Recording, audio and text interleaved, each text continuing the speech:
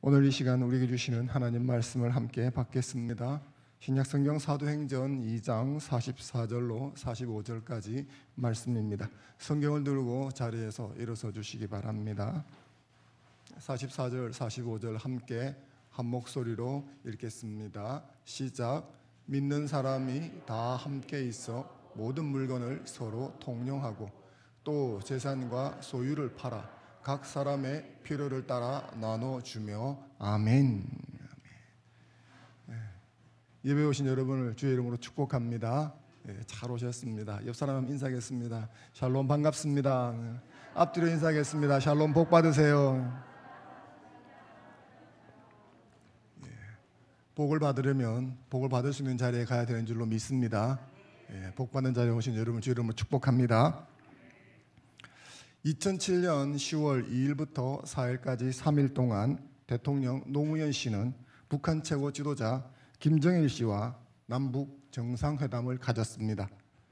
두 정상은 회담을 마치고 남북의 평화와 번영을 목표로 한 2007 남북 정상회담 선언문을 채택하고 발표했습니다. 그 남북 정상회담에서 발표한 남북관계 발전과 평화 번영을 위한 선언문을 보게 되면 이런 문구가 하나 있습니다. 경제 협력 사업을 공리공영과 유무상통의 원칙에서 적극 활성화하고, 여기에서 유독 제 눈에 띄는 단어가 하나 있는데 그것은 바로 유무상통이라는 단어입니다. 유무상통이란 한자로 하면 있을 유자에 없을 무자 그리고 서로 상자에 통할 통자를 사용하는데, 사전적 의미로 본다면 있고 없는 것을 서로 융통한다라는 뜻입니다. 융통이라는 말도 조금은 어렵죠. 융통을 찾아보면 금전, 물품 등을 서로 돌려 쓴다라는 뜻입니다. 따라서 유무상통이란 있는 사람과 없는 사람이 금전, 물품 등을 서로 돌려 쓴다는 뜻이죠. 보통 이럴 때 사용하는 말은 상부상조나 상호호해 같은 말을 사용합니다. 유무상통은 잘 사용하지 않는 용어죠. 그럼에도 불구하고 이 용어가 눈에 확 들어왔던 이유는 이 용어가 기독교계에서는 아주 유명한 단어이기 때문입니다.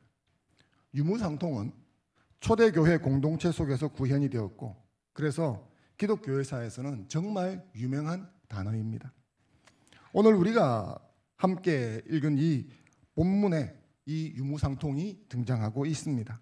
그래서 오늘 우리는 본문을 통해서 유무상통에 대해서 한번 함께 살펴보고 은혜를 받고자 합니다. 오늘 우리가 읽었던 본문은 유무상통을 이렇게 표현하고 있죠. 한 번 더 44절, 45절을 읽어보겠습니다. 시작. 믿는 사람이 다 함께 있어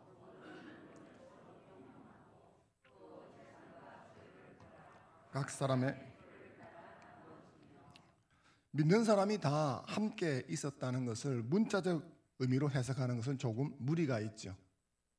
아시다시피 한 번 설교했을 때 3,000명, 5,000명씩 이렇게 회심하고 돌아온 사람들이 많았습니다. 그래서 대개 성경학자들은 초대 예루살렘 교회의 성도들의 숫자는 최소 많이 1만 명이 넘었을 것이다, 그렇게 보고 있습니다. 따라서 1만 명이 한꺼번에 모여있다 하는 것은 문자적으로 불가능하고요. 제가 여러분들에게 지난주에 말씀드렸던 것처럼 가정 단위로, 집 단위로 이렇게 흩어져서 있었다, 이렇게 보시면 될 것 같습니다.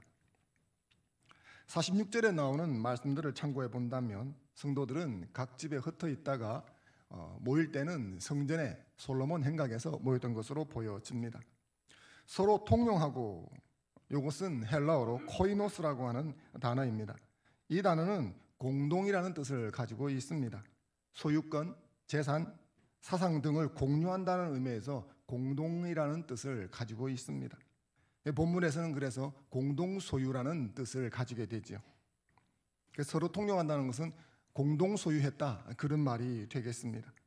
초대교회 성도들이 자기들의 물건을 자기 소유라고 주장하지 않고 공동으로 소유하며 사용하고 있었다는 것을 보여주고 있습니다. 그들은 말씀드렸던 대로 한 집에서 수용할 수 있을 만한 최대 인원들이 함께 모여서 살았습니다. 어떤 집은 20명, 어떤 집은 10명, 어떤 집은 한 7명 이런 식으로 모여 살았는데 어느 집에 모여 살았든지 간에 그 집에 있었을 때 네 것 내 것 가리지 않고 같이 썼다는 것이죠. 필요한 사람이 있으면 그 물품을 썼는데 주인 집에 있는 물품이라고 해서 못 쓴 것이 아니라 함께 자기 것처럼 나누어 사용했다는 것입니다. 그들이 이렇게 할 수 있었던 것은 기존의 재물을 가지고 있었던 사람들이 돈과 재물에 연연하지 않고 물건을 모두 함께 사용하며 필요한 사람에게 나누어 주었기 때문입니다. 사도행전 4장 32절 말씀을 같이 한번 읽어보겠습니다. 시작. 믿는 무리가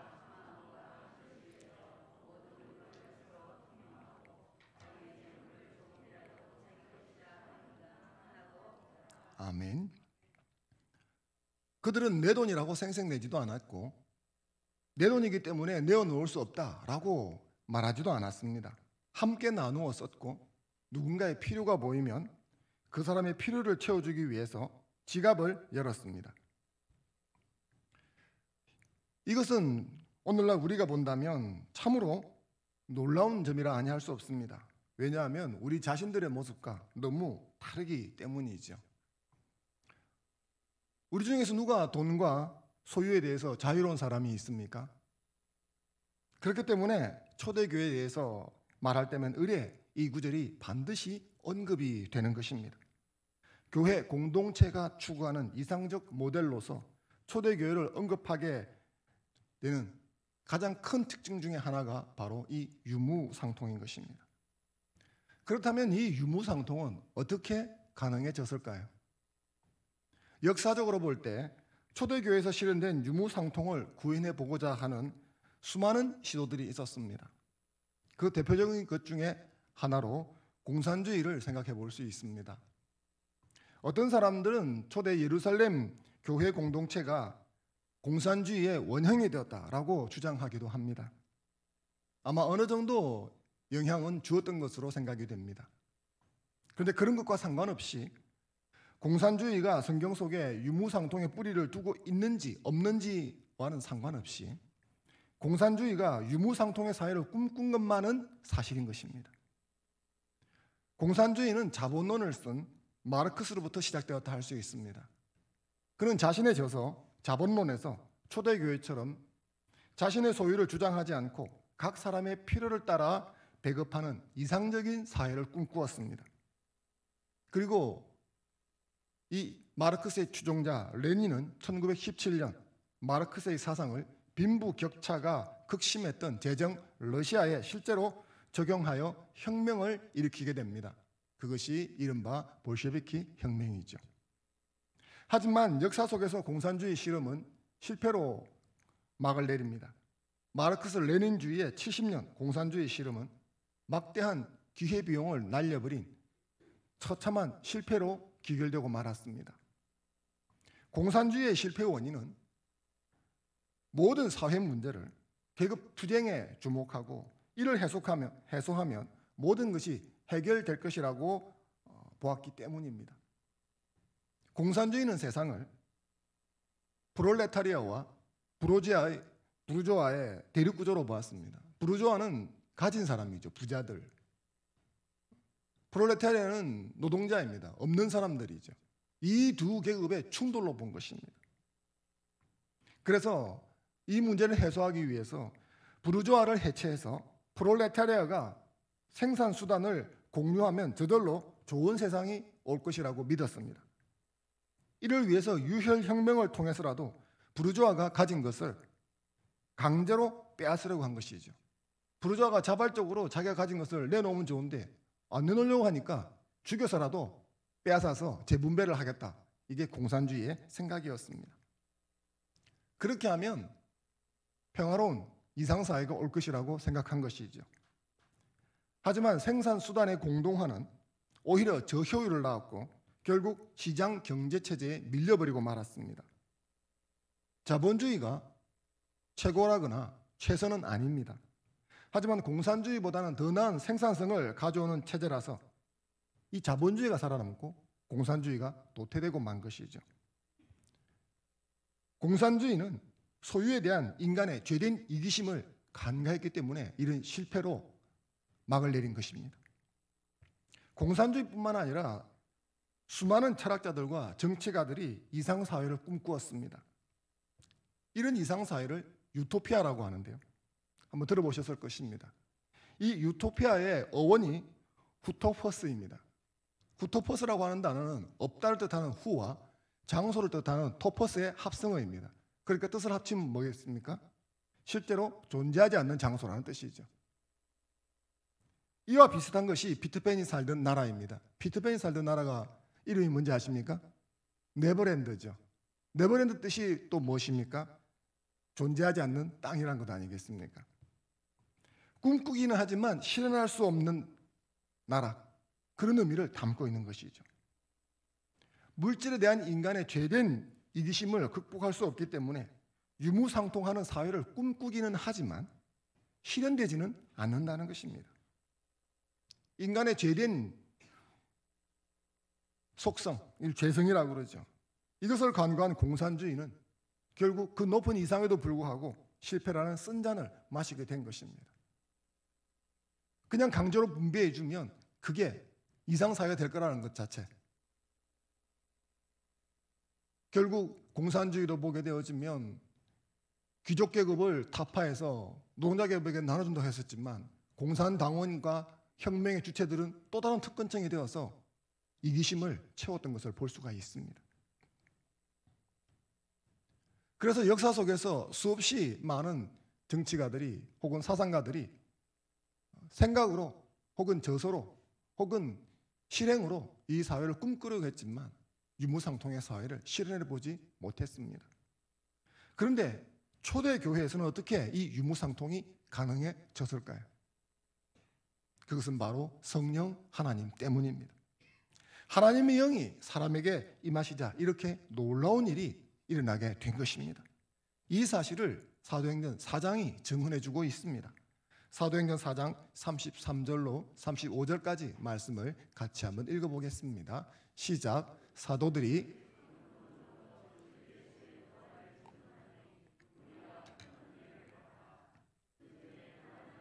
없으니 이는 밭과 집이 있는 자는 팔아 그것을 가져다가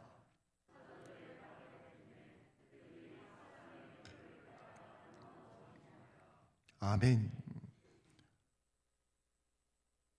하나님의 말씀을 증거하자 사람들이 큰 은혜를 받았습니다. 하나님의 말씀을 선포했는데 사람들이 큰 은혜를 받았다 하는 요 사이에 뭐가 들어있겠습니까? 성령님이 계신 것이죠. 그래서 그들이 그냥 은혜를 받는 것이 아니라 성령 하나님께서 말씀을 통해 은혜를 받을 수 있도록 하신 것입니다. 즉 성령께서 그들에게 강하게 역사하기 시작한 것이죠. 이게 33절 말씀입니다. 성령께서 그들에게 강하게 임재하시자 어떤 현상이 일어납니까? 34절, 35절이 나타나는 것이죠. 각 사람이 자신의 재물을 구제를 위해 내어놓기 시작했습니다. 궁핍한 지경에 있는 사람들을 위해서 어떤 사람은 밭을 팔았고 어떤 사람은 심지어 집을 팔았습니다. 그것도 억지가 아니라 자발적으로 형제의 필요를 위해 자신의 재물을 내어놓기 시작한 것입니다. 이것은 정말 굉장히 놀라운 현상입니다. 이 세상에서 자기 돈과 재물을 아까워하지 않는 사람이 어디 있겠습니까? 오죽하면 피 같은 돈이라고 말하겠습니까? 세상 사람들은 누구나 돈과 재물이 힘이요 능력이라고 생각합니다. 돈이면 귀신도 부릴 수 있다 이런 말 들어보셨죠? 얼마나 돈에 힘이 세면 이 귀신도 부릴 수 있다고 하는 말이 나왔겠습니까? 돈은 권세요 능력인 것입니다. 그래서 평생을 쌓아온 신념이 돈 앞에서 무너지는 것을 우리는 종종 보게 되어집니다. 어떤 영화에서 나왔던 형사의 유명한 대사가 있죠. 우리가 돈이 없지 가오가 없냐. 영화에서나 그런 말을 하지 실생활에서는 어떻습니까? 이런 말을 하다가도 억소리 나는 돈을 보면 그 소리가 다시 들어가지 않겠습니까? 먹고 살아야 돈이 있어야 체면도 있다는 사실을 우리는 옆에서 너무 많이 보고 살아오고 있습니다. 우리가 사는 세상에서 돈은 힘이고 능력이고 심지어 행복의 척도까지 여겨지고 있습니다. 그래서 사람들은 조금이라도 돈을 더 많이 벌려고 합니다. 여기에서 저와 여러분들도 예외는 아니지 않겠습니까? 화장실이 한 개인 집에 사는 사람은 두 개인 집을 원합니다. 집이 한 채인 사람은 두 채를 만들기를 원하고 세 채를 만들기를 원합니다. 이것이 못 살아서 가난한 사람만 그렇게 하는 것은 아닙니다. 미국의 대부호 하워드 휴즈에게 어느 날 기자가 찾아가서 물었습니다. 사람이 행복해지려면 얼마나 많은 돈을 벌어야 한다고 생각하십니까? 이 사람은 죽을 때까지 자기 돈을 다 쓸 수 없을 정도로 부자였습니다. 그런 하워드 휴즈가 이렇게 대답했습니다. 무조건 지금보다 더 많이 가져야 합니다. 물질에 대한 인간의 이기적인 욕심이 돈에 대해 만족할 줄 모르게 만드는 것입니다. 99만 원을 저금에 넣은 사람은, 통장에 있는 사람은 100만 원 만들고 싶고요. 999만 원이 통장에 있는 사람은 1000만 원을 만들고 싶어 합니다. 그래서 사람들에게 있어서 돈은 곧 하나님의 자리에 앉아 있는 것입니다. 그런데 성령님이 임하시면 이 물질에 대한 포기가 일어나게 되는 것입니다. 조물주 위에 건물주라고 하면서 가능한 한 많은 땅과 재산을 자기 손아귀에 움켜쥐려고 하던 그 손아귀 힘이 자기도 모르게 스르륵 풀려지는 것입니다. 돈과 재물이 인생의 최고의 축복이라고 여기던 사람들이 자신의 소유를 내어놓게 되는 것입니다. 어떤 사람은 선교사님들이 귀국했을 때 일시 머물 수 있는 게스트 하우스로 써달라고 자신의 집을 내어놓는 사람들이 있습니다. 어떤 사람은 자신이 어려운 형편임에도 불구하고 가난하고 힘겨운 이들을 정기적으로 후원하는 일을 수년간 계속하는 분들도 있습니다. 누가 강제로 시켜서 그런 것이 아니라 자발적으로 자신의 소유를 내어놓는 일이 발생합니다. 혁명적 사상으로 유토피아를 실현하는 세력들은 선동하거나 무력을 행사했습니다. 아시다시피 레닌이 일으킨 볼셰비키 혁명은 붉은색 깃발을 표방했는데 이는 피를 상징하기 때문입니다. 즉 자신들이 꿈꾸는 이상 사회는 피의 대가를 지불해야 한다는 것을 암시하고 있는 것이죠. 실제로 볼셰비키 혁명에서 수많은 사람이 숙청을 당해 죽었습니다. 레닌의 후계자 스탈린은 인위적으로 이상적인 세상을 이루겠다고 무려 1800만 명이나 되는 사람을 숙청하였습니다. 하지만 초대교회의 유무상통은 타이나 혹은 공산당 또는 상급기관의 강제적 명령 때문에 일어난 일이 결코 아닙니다. 어느 누구도 강제로 누군가의 것을 빼앗아서 재분배하려고 하지 않았습니다. 하나님의 깊은 사랑과 예수 그리스도의 희생을 깨닫고 더 이상 내 것으로 고집하지 않게 되었을 뿐인 것입니다. 그들은 자발적으로 플로잉을 하게 되었고 이례적이 아니라 지속적으로 시행하게 되었습니다. 그들의 플로잉, 즉 나눔의 원칙은 필요였습니다. 그리고 동작은 계속이었습니다. 성령이 임하시자 이와 같은 일이 누가 시키지도 않았는데 강제로 총칼을 겨누지도 않았는데 그 일이 일어나기 시작했습니다. 사랑하는 성도 여러분, 이것이 진짜 하나님의 나라입니다. 사람을 죽이고 부자의 재산을 빼앗아 와서 가난한 사람들에게 나눠줘서 강제로 소득 재분배를 한다고 만들어지는 것이 아닙니다. 하나님의 영에 감동되면 나눔의 사회가 가능해지는 줄로 믿습니다. 민주주의, 자본주의, 공산주의, 사회주의 등등 사람이 만든 신념으로 구현할 수 있는 것이 아닙니다. 오직 성령 하나님이 임하실 때만 가능해지는 사회, 그것이 바로 유무상통인 것입니다. 사랑하는 성도 여러분, 성령이 임하셔서 물질의 노예에서 자유케 되는 경험을 하는 저와 여러분이 되셨으면 좋겠습니다. 물질을 하나님이 우리가 그 물질을 가지고 하나님을 영화롭게 세상을 이롭게 하라고 주신 것입니다. 그 물질에 매여서 그 물질의 종이 되어서 벌벌 떨라고 주신 것이 결코 아닌 것입니다. 우리 중 누가 죽어서 내가 쌓아놓은 물질 단 10원 한 장이라도 들고 갈 수가 있습니까? 그런데 우리는 그 물질에서 자유롭지 못합니다. 이럴 줄 알았으면 이 돈 가지고 실컷 먹기라도 할 걸, 그런 말들을 종종 듣지 않습니까? 근데 왜 지금 그런 일이 안 일어났는데 못 먹습니까? 못 씁니까? 쓸 권세가 없어서 그런 것입니다.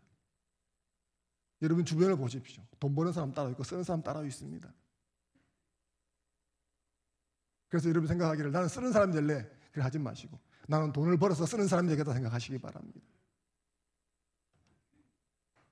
성령이 임하시면 물질을 다스릴 권세가 주어지는 것입니다. 이 권세를 이용해서 하나님 나라를 세우는 선한 일에 그 물질을 사용하는 주의 자녀가 되시기를 주님의 이름으로 축원합니다. 그리고 여기서 우리가 한 가지 주목해 보아야 될 점이 있습니다. 그것은 초대교회의 정말 아름다운 모습, 이 유무상통이 오래가지 않았다는 것입니다. 사도행전 전체를 통틀어 보아도 유무상통에 대한 언급은 단 2번밖에 없습니다. 그것도 바로 초기 사도행전 2장과 4장에 초대교회의 모습을 묘사할 때만 언급되고 있습니다. 모두 한 마음과 한 뜻이 되어 모든 물건을 서로 통용했다고 전해주는 사도행전 4장의 기록을 끝으로 이 아름다운 모습이 교회에서 사라지고 말았습니다. 2000년 교회사 속에서 초기 기독교의 유무상통을 온전히 그리고 지속적으로 구현한 교회는 없었습니다. 그러면 우리가 여기서 질문을 던져보지 않을 수 없죠. 왜 이런 아름다운 삶이 사도행전 4장을 끝으로 실현되지 않는 것일까? 그것은 임박한 재림관에서 힌트를 얻을 수 있습니다. 금방 말씀드린 임박한 재림관, 이것은 성경 본문에서는 직접 언급하고 있지는 않지만 많은 성경학자들이 당시 신자들은 임박한 재림 신앙을 가지고 있었다라고 이야기합니다. 실제로 서신서 중에서 가장 먼저 기록이 되었다고 입증된 데살로니가 전서 후서에는 재림에 대한 이야기가 상당히 많이 나오고 있습니다. 왜냐하면 데살로니가 교회의 가장 큰 문제점 중에 하나가 바로 임박한 재림관이었기 때문입니다. 그들은 예수님이 곧 오실 것이라고 생각했고 재림을 준비하는데 온통 모든 초점을 다 맞추었습니다. 그러다 보니까 현실의 삶을 등한하는 부작용이 발생하게 되었습니다. 데살로니가 후서 3장 11절 말씀을 같이 한번 읽어보겠습니다. 시작. 우리가 들은즉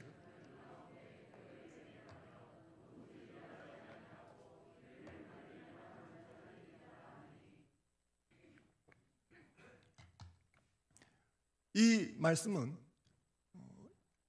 임박한 재림 신앙을 가지고 있던 데살로니가 성도들 가운데에서 일어났던 여러 가지 문제점을 이야기하면서 그렇게 하지 말라고 권면하는 부분 속에 있는 말씀입니다.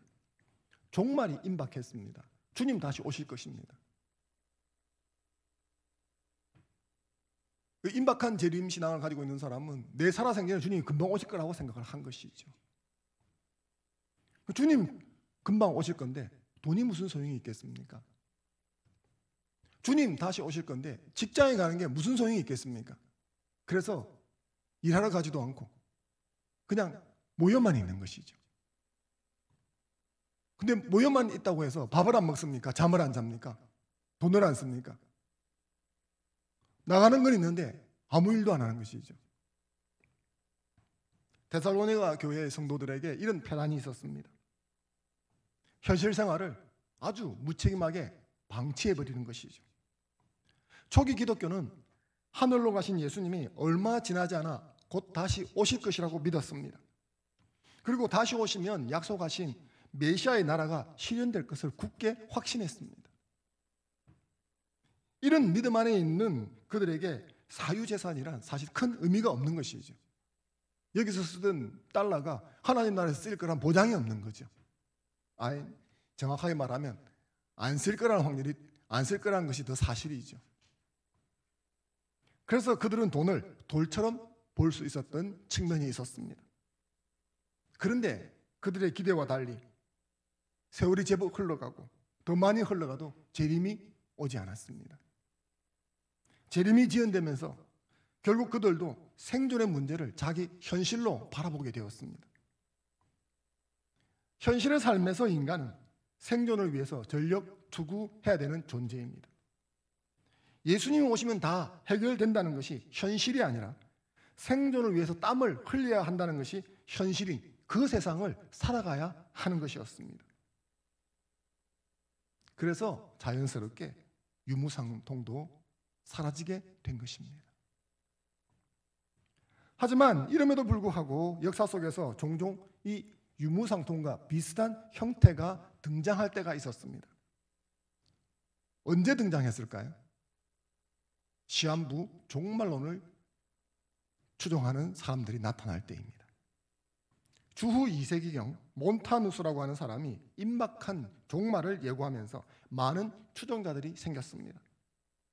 그들은 모두 집단으로 모여서 유무상통의 삶을 살았습니다. 그리고 그들은 한 곳에 모여서 이 날짜에 주님 다시 오신다고 확신을 하고 모여 있었습니다. 그런데 그들이 믿었던 종말이 오지 않음으로 인해서 그들은 뿔뿔이 흩어지게 되었고 유무상통은 종지부를 찍고 말았습니다. 자, 지금 이 이야기 어디서 들어본 것 같지 않습니까? 1992년 10월 28일 세계 종말이 오고 휴거가 일어난다고 믿었던 한국의 이단 종파가 있었습니다. 다미 선교회죠. 이 다미 선교회 역시 유무상통을 시행했습니다. 가진 재산을 모두 헌납하고 집을 나와 교회라는 곳에 함께 공동생활을 하면서 사회적으로 큰 무리를 일으켰습니다. 이 다미 선교회도 하늘에서 뚝 떨어진 게 아니라 2세기경 몬타누스주의의 아류에 있는 것입니다. 여기서 우리가 주목해 봐야 될 점이 하나 있는데 물질 포기에는 재림관, 재림신앙이 절대적 영향을 끼친다는 것입니다. 몬타누스주의나 다미 선교회의 예언은 모두 빗나갔고 그들은 이단으로 판명이 되었습니다. 몬타누스나 이장림 씨를 추종했던 사람들의 인생이 망가진 것은 두말할 필요도 없죠. 그들의 가정도 풍비박산이 되었습니다. 하지만 그들이 재림이 임박했다는 확신으로 피 같은 돈을 아무렇지도 않게 내어놓을 수 있었습니다. 실제로 그런 모습을 우리가 본 것이죠. 이런 역사를 보면서 우리는 사람이란 종말을 의식하고 살아갈 때 물질의 노예 상태로 벗어날 수 있다는 사실을 발견하게 되는 것입니다. 다시 말해서 성경적 종말 신앙을 가질 때만 물질의 노예에서 살아나는 것을 피할 수 있다는 것입니다. 사랑하는 성도 여러분, 종말적 신앙관을 가지고 물질의 노예가 아니라 물질을 다스리는 삶을 살아가는 여러분이 되셨으면 좋겠습니다. 제가 지금 유무상통을 우리의 삶에 문자적으로 구현하자고 말씀드리는 것은 아닙니다. 제가 초대교회 유무상통에 대해서 말씀을 드리니까 이걸 당장 우리 교회에 구현해야 된다고 오해하시지는 말기 바랍니다. 본시 누가는 초대교회의 유무상통 현상을 기록하면서 이것을 오늘날 교회가 이루어야 될 교회됨의 모범으로 제시한 것이 아닙니다. 단지 누가는 각 사람의 필요를 따라 나눠줌으로써 그들 가운데 가난한 사람이 없었다는 초기 기독교 공동체의 특징을 우리에게 전해줄 뿐인 것입니다. 실제로 초기 기독교회, 여기서는 예루살렘 교회죠. 이 예루살렘 교회 유무상통은 이 교회의 특수성 때문에 발생한 것입니다. 말씀드렸던 대로 한꺼번에 3,000명, 5,000명이라고 하는 엄청나게 많은 다수가 예루살렘 교회에 가입하게 되었는데 그들 중에 대부분이 예루살렘의 삶에 기반이 없는 순례자였던 것입니다.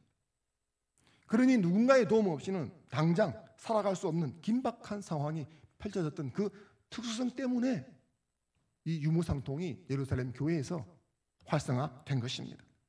그러니 이것을 모든 교회에 문자적으로 다 적용해야 참된 교회라고 주장하는 것은 문맥과 역사적 상황을 무시한 좀 무리한 해석이다. 그렇게 볼 수가 있습니다.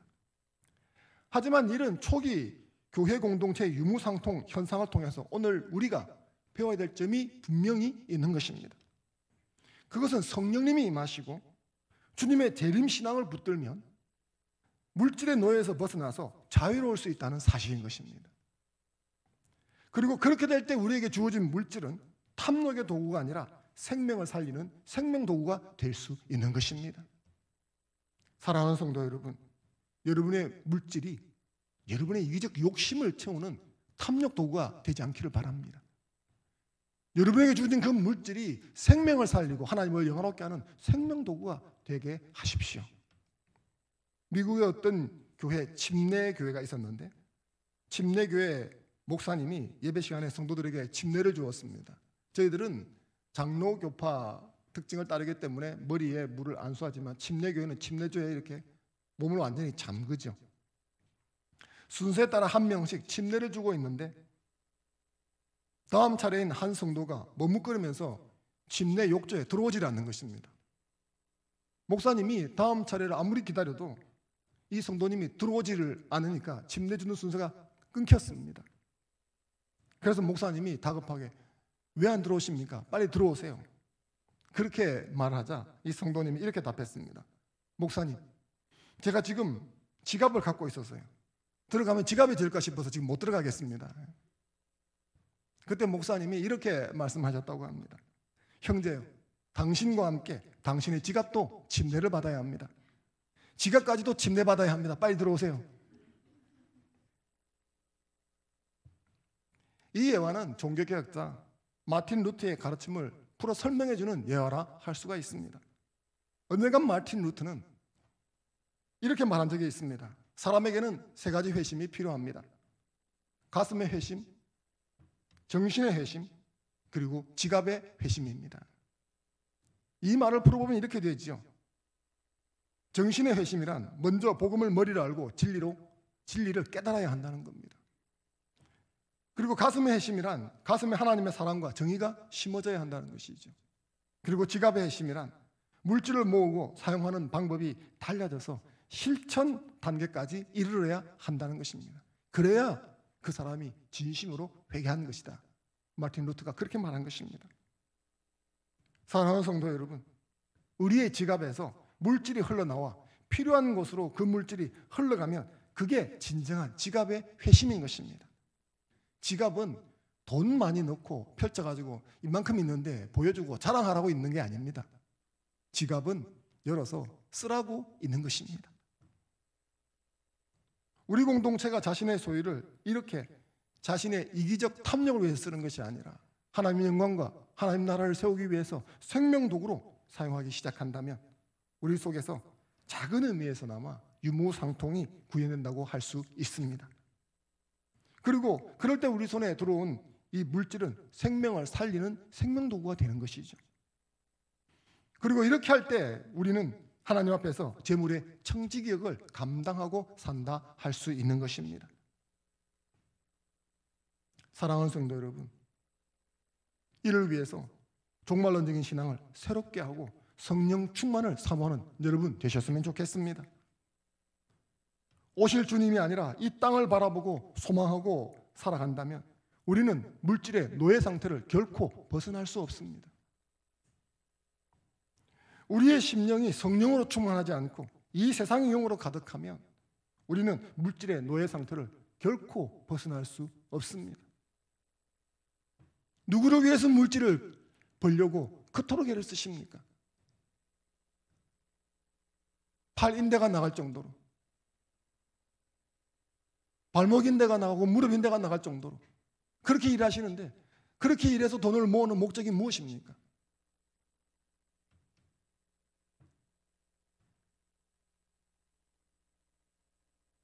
내 탐욕을 위해서 그렇게 모은 돈은 어느 날 자고새처럼 내가 의도하지 않지만 날아가 버리는 날이 오게 될 것입니다. 하지만 여러분이 그 물질을 하나님의 영광을 위해서 생명도구로 쓰기 시작하면 놀라운 일이 여러분 삶에 펼쳐질 것입니다. 여러분, 성령 충만을 사모하고 오실 주님을 사모하는 우리가 되었으면 좋겠습니다. 그래서 우리에게 주신 물질을 필요한 이에게 흘려보내기 시작하면 여러분은 아실지 모르지만 그 물질들이 없어지는 것이 아니라 하늘나라에 쌓이게 되는 것입니다. 마태복음 6장 19절 20절 말씀 같이 한번 읽어보겠습니다. 시작. 너희를 위하여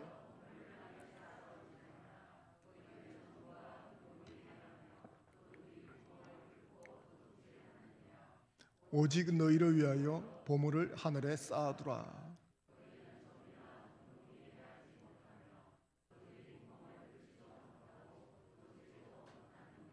아멘. 여러분 이 말씀을 믿으십니까? 아멘. 여러분의 보화를 하늘에 쌓아두는 지혜로운 되시길 주님 여러분을 축원합니다. 종말론적인 신앙 속에서 성령을 쫓아 살아 이와 같은 지혜로운 자가 될 수 있기를 주님 이름으로 축원합니다. 잠시 주신 말씀 붙들고 함께 기도하는 시간 갖겠습니다.